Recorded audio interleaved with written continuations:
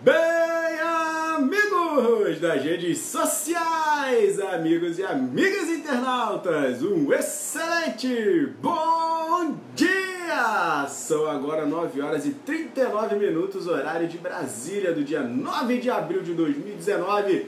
Eu sou Márcio Orega, analista de investimentos, terapeuta financeiro e economista da Mais Money, vindo trazer diretamente para vocês, ao vivo, do nosso QG, ele, a abertura do mercado, a abertura do Ibovespa, com as notícias relevantes no Brasil e no mundo, para que você fique devidamente antenado, conectado com tudo de mais relevante que aconteceu e poderá ocorrer ao longo do dia, e você estar com as coordenadas para tomar as atitudes aí de melhor maneira possível, analisando boas probabilidades de risco-retorno, ficando esperto, entrando ciente da estratégia que você vai tomar e não perdido no espaço. Aqui você não fica à deriva, aqui você vai ter as informações, vai ficar espertinho cada dia mais, conhecendo, aprendendo, trocando experiências aqui conosco no Abertura do Mercado, também no fechamento 5, 5 e 30, beleza? Então desde já agradeço os grupos, a cada uma das pessoas que se inserem aqui na nossa live nesse momento para trocar os comentários, para curtir, para compartilhar. Muitíssimo grato a todos vocês. Também um grande abraço apertado a toda a galera dos investidores mais também que se conectam, acessam, ouvem e me aguentam todos os dias, que eu sou chato, galera, vocês não têm ideia. Mas é sempre pro bem de todos, assim como eu faço isso com vocês aqui também no Abertura e Fechamento, beleza? Então, muitíssimo grato pela participação e vamos juntos aqui construir uma belíssima jornada de liberdade financeira. Combinado? Então, desde já, mandando um grande abraço, Enciclopédia Paulo, pela conexão, Rodrigão, João, meu amor, um beijo no seu coração, que bom que tá tudo certinho, a conexão tá boa, não estamos com problema pesado da chuva que assola o Rio de Janeiro, e nem com problemas de áudio, estamos firmes e fortes e vamos falar de mercado, números, porque eles não mentem, galera. Nesse momento, vocês viram que eu estou de amarelo hoje para se dar uma empolgada no mercado, mas o viés não está positivo, pessoal. Vamos ver se o poder dela hoje, testado ao máximo, causa uma reviravolta nesse mercado que a princípio está com seus índices futuros 0,53% de baixa, demonstrando um cenário avesso a risco global e também aqui nas nossas contas, né? Porque temos hoje finalmente alguma notícia relevante que vai modificar um pouco os parâmetros, para bem ou para o mal. Questão do parecer do relator da reforma previdência na CCJ, grande delegado, e aí vamos ver. Há uma projeção no mercado que acredita que o parecer vai ser positivo, que ele não vai tirar nada, como ele já comentou, e vai querer passar do jeito que está, com Zoom Tri para dentro, com BPC, com tudo que tem direito. Agora, vamos ver. Opa, cisco no olho, voltamos. Agora, vamos ver se realmente isso será forte ou se os comentários do seu parecer vão realmente ser positivos ou não. Ficar atentos, espertos a isso. É algo que vai movimentar o dia de hoje, é fato. Está todo mundo de olho nessa questão e ver se a gente consegue, né? Para o negócio, a reforma consegue caminhar. O negócio está amarrado, está travado, vamos ver se o negócio decola. Lá fora, depois a gente vai dissecar um pouco mais de alguns detalhes de Maia, Paulo Guedes, enfim, algumas falas que mexeram bastante. Agora, rapaz, ó, melhorou, agora sim. Cisco, olha, é uma tristeza. Falando de mercados internacionais, a gente tem aí os índices futuros norte-americanos rodando em baixa. S&P 500 0,23 de baixa, Dow 30 0,23 de baixa, Nasdaq 0,24 de baixa. Parece que está todo mundo combinando, né? Mas está todo mundo em baixa leve, bem chatinho nos mercados internacionais. S&P 500 VIX índice do medo subindo 3,11%, demonstrando aí um cenário de aversão a risco para o dia de hoje. 13,59 pontos que está batendo o S&P 500 VIX. Mercados europeus que já estão metade já do couro comendo lá. DAX da Alemanha 0,58 de baixa, FTSE 100 da Inglaterra 0,24 de baixa, CAC 40 da França 0,24 de baixa, Eurostock 50 0,28 de baixa. A galera tá combinando, né? A média dos mercados europeus aí também nessa mesma leva. E lá na Ásia, que já encerrou seus trabalhos de hoje, Nikkei 225 no Japão, ligeiramente em alta, 0,19, Xangai na China, 0,16.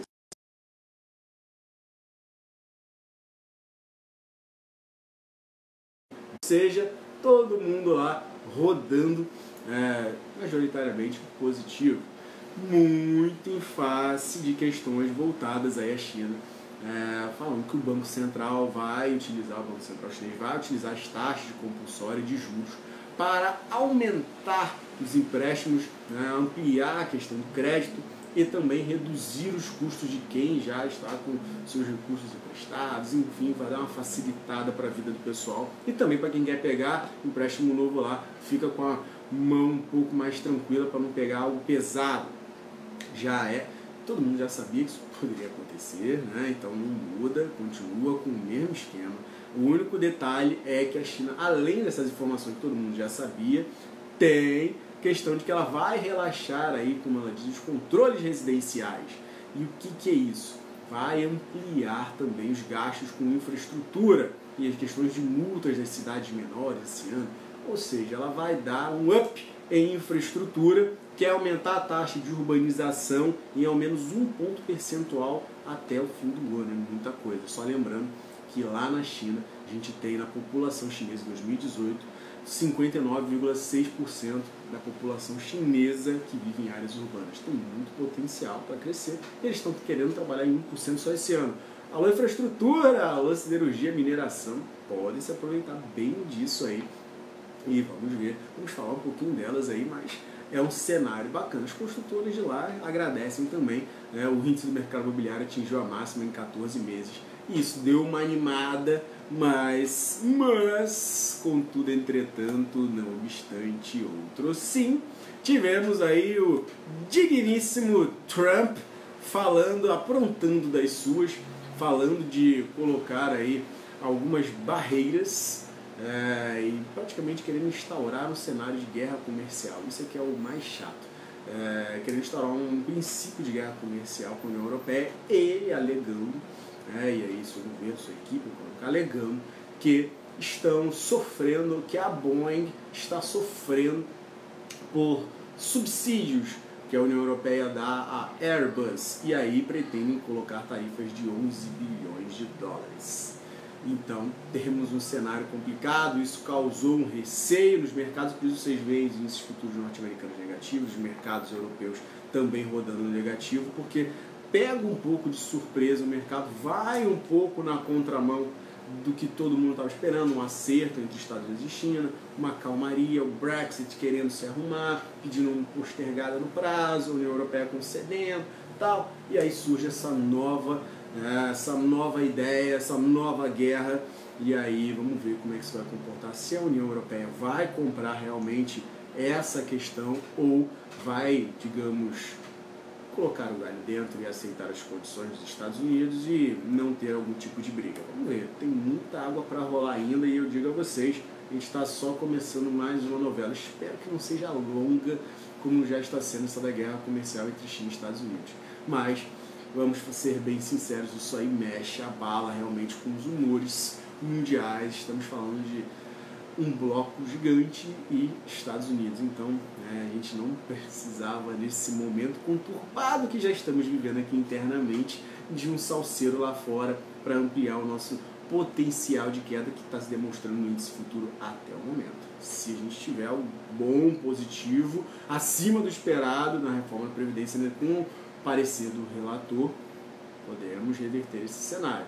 Por isso também a gente não despenca como poderia despencar em cenários anteriores. A gente está segurando a onda, a queda a princípio é moderada, 0,50, então não traz grandes desesperos para, digamos, vai ser difícil causar uma reversão. Não, a gente já viu ontem que reversão é com ela mesmo e já está desde a semana passada assim. Falando da parte de commodities e Forex, falando de ouro, nesse momento a gente está com o ouro batendo aí seus 1.308 dólares e 15 centavos, 0,47% de alta, enquanto nós temos o petróleo tipo Brent, referência na Inglaterra, referência global, caindo 0,53% aos $70,72. Notícias aí relativas às questões da Líbia ainda permeiam a mente, mas a gente vê aí uma Venezuela querendo voltar aí às produções, então isso está mexendo um pouquinho e está segurando um pouco a onda do petróleo, que estava numa alta, numa atoada forte, e está com cara de dar uma realizada. Vamos ver, tudo pode mudar, mas a princípio essa notícia da Venezuela voltar a produzir causa essa realização. E depois também no petróleo, o Brent romper a barreira dos 70, o WTI ficar bem acima de 60, então uma realização também já era de certa maneira esperada. Falando do WTI, referência nos Estados Unidos, $64,16, 0,37 de baixa pequena ainda, tanto para o Brent quanto para o WTI, mas é bom ficar esperto. E isso pode também pegar um pouquinho a Petrobras, que tem notícia relativa à TAG aí, a gente vai comentar, mas qualquer coisa a gente também já adianta logo, né? A Federação Única dos Petroleiros, ela vai contestar na justiça a venda da TAG, a unidade dos gasodutos da Petrobras, que foi negociada, como eu comentei ontem. Então, eles estão falando que esse acordo é a revelia da decisão do Lewandowski, do STF, que proíbe a venda de ativos de empresas públicas sem autorização do Legislativo. E aí, vamos ver, a Petrobras não se manifestou, mas isso pode mexer um pouco com o humor, ela que estava indo tão bem. Vamos ver se ela vai segurar a onda ou se vai realizar depois dessa queda de petróleo, essa notícia de contestação da FUP com a questão da venda da TAG.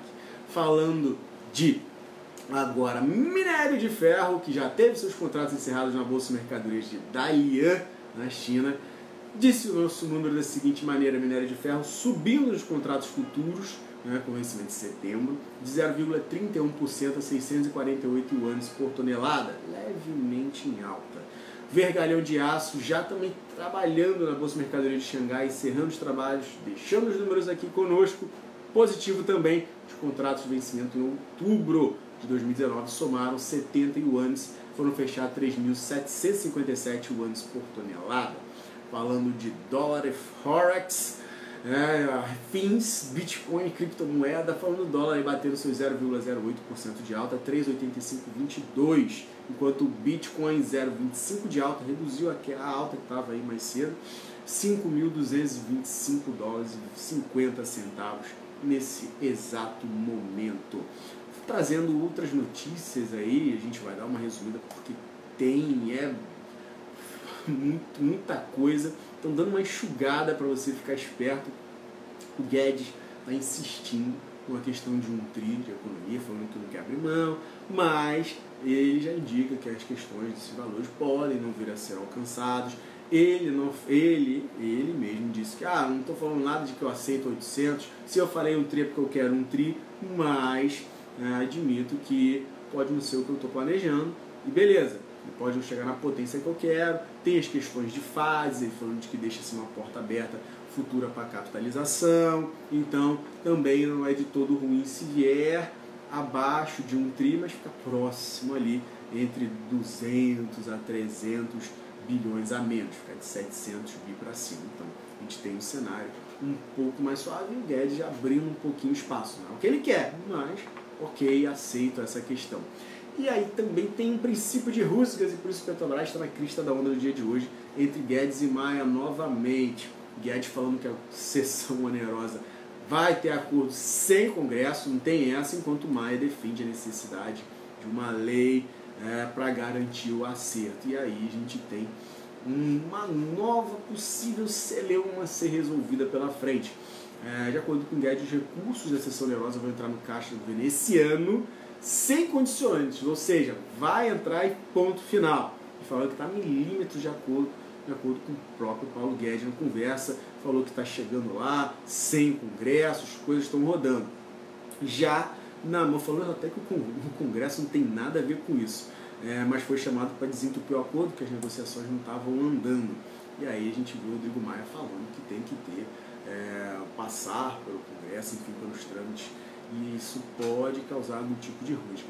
Falando de Maia, ele também falou que não interessa data de votação na Previdência, mas a economia a ser gerada que é o fato relevante, e ele trabalha para a questão de um tri. Ele fala o seguinte: se conseguirmos 500 bilhões em junho, e um tri em agosto, é melhor votar em agosto. Então essa questão de que a gente vai empurrar a goela abaixo, ele mesmo falou que não roda. Ele falou, não vai ficar falando mais de prazo, porque isso causa aquelas volatilidades, enfim, deve ter tomado uma conversada no pé do ouvido bacana. E o governo falou que tem 200 votos hoje, mas mesmo falando que tem 200, não adianta, porque tem que ter os 308. Então, que ele precisa é ter esses 308 no dia da votação para passar. Então não adianta querer botar a carroça na frente dos bois, de acordo com o Maia. E nisso vamos olhar. Realmente não adianta querer passar a votação desesperadamente e conseguir 400 bilhões ou 500 bilhões de economia, porque isso, de acordo com o Guedes e toda a sua equipe econômica, não resolve a questão. Então, mais vale esperar mais um pouco, mas brigando para fazer valer a questão do 1 tri. Não adianta jogar lá para frente e chegar lá no final 400, 500 bi. Também não soluciona. Então, vamos ver como é que as coisas vão rodar. Tem algumas ruas, tem alguns pontos bons, tem questão de sessão onerosa, tem um monte de pequenos salseiros aí pela frente. E hoje, como eu falei, temos aí a questão do relator, da matéria lá na CCJ, o deputado delegado Marcelo Freitas do PSL deve apresentar seu parecer, tudo pode acontecer, pode entregar hoje, pode entregar, a ideia é que entregue hoje, mas infelizmente o relatório só deve ser votado na semana que vem, mas a gente já vai conhecer isso, se for divulgado durante o pregão, se antecipar, se vazar alguma coisa, vai mexer fortemente, vai gerar volatilidade alta, então atenção, se for divulgado após o fechamento do mercado, ou ali para after, alguma coisa assim, não afeta tanto, mas vai ficar mais um dia modorrento pela frente. Então, fiquem também bem espertos com essas questões. E falar de ficar bem esperto com essas questões, galera, eu falei que tinha notícia pra caramba, 9 horas e 56 minutos. A gente tem aí os bancos públicos, de acordo com o Guedes, falando que vão ter que devolver dinheiro para a União, pessoal. Falando com o BNDES aí para devolver 126 bilhões de reais à União, ainda falou de Caixa e Banco do Brasil. Então, isso pode afetar negativamente o Banco do Brasil no mercado hoje. Ele não disse valores, mas é algo que vai mexer aí, falando que o dinheiro vai sair do chão, não tem essa. E, galera, vamos ficar atento aí, porque pode não rodar da melhor maneira como se esperava aí pregão para hoje, né? A gente está vendo um cenário bem enjoadinho. Falando de algumas questões corporativas, notícia que já está amplamente falada, mas a gente tem de trazer aqui, questão da Embraer comunicando Francisco Gomes Neto, que é o atual presidente da Marco Polo, para ser indicado para o Conselho de Administração, ocupar o cargo aí de presidente e CEO da Embraer, sucedendo Paulo César de Souza e Silva. Pode vir a ser bem bacana, bem positiva essa notícia.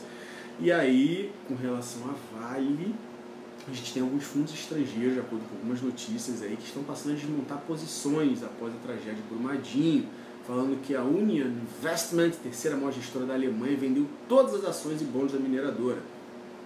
Então tem outras, mas o pessoal aí tá ficar esperto com essa informação aí. Tem algumas notícias aí relativas a Oi Sim. Rodrigo, eu vou só pegar aqui para você, meu camarada, que eu já tinha separado algumas coisas que estavam falando a respeito e é interessante.